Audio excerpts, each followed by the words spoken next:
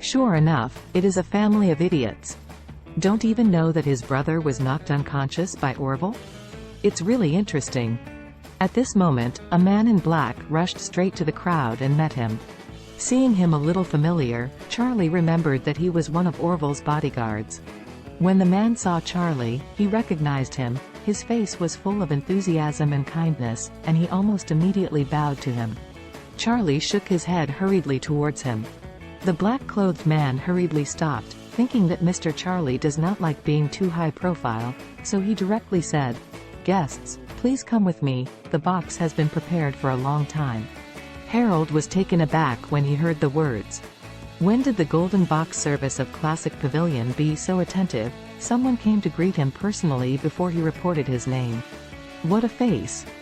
Gerald on the side sighed. Harold, your reputation is really big enough.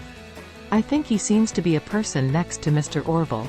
It seems that Mr. Orville attaches great importance to you. Did you know Mr. Orville? Didn't you hear it? Yes, you are really low-key. Harold laughed and said with a smug face, "There is no need to show off this kind of thing. It's better to keep a low profile." Ha ha ha ha. Elsa was a little surprised. Unexpectedly, Harold really had some connections in Oris Hill, compared to Charlie, that was so much stronger. It seems that in the future if she walks into Oris Hill with him, it will be much more convenient for her daily activities. The black man respectfully led everyone to the door of the diamond box. Afterward, he took out the list, handed it to Charlie directly, and said softly, "Sir, please sign it." This diamond box was specially reserved for Charlie, and he needed to sign for confirmation. Charlie smiled and took the pen and paper, and was about to write his name when Harold's voice suddenly rang. D*MN, put the pen down. Harold walked over with a calm face, grabbed the pen and paper from Charlie's hand, brushed his name down, and yelled at Charlie, "You want to be shameless?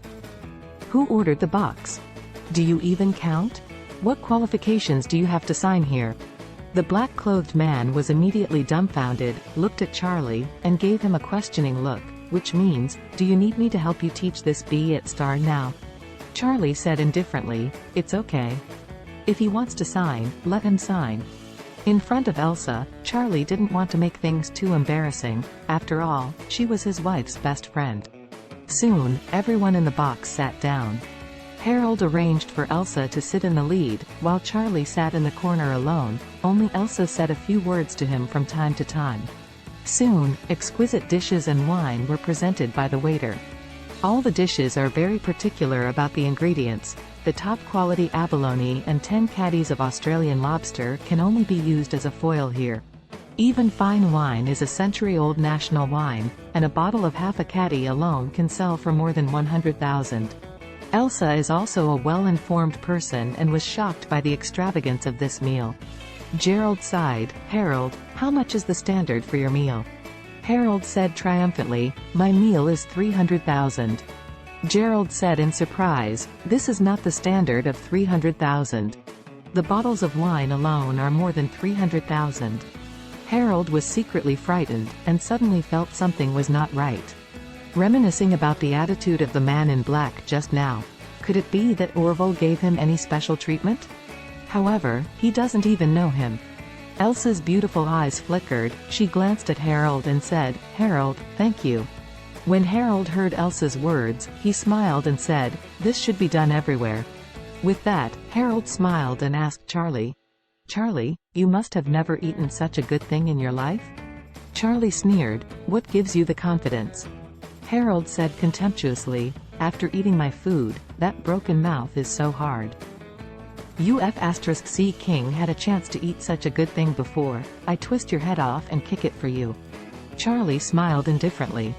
The days he lived when he was a child were extremely luxurious that ordinary people could not think of. Such a meal at Wade's family is also a meal for the people. Seeing Charlie's silence, Wendy said angrily, "Charlie, what kind of attitude do you use to talk to my brother? Believe it or not, I will let you get out now. We let you eat the meal and you will act shamelessly. What Uf*C King stinky rag." However, at this moment,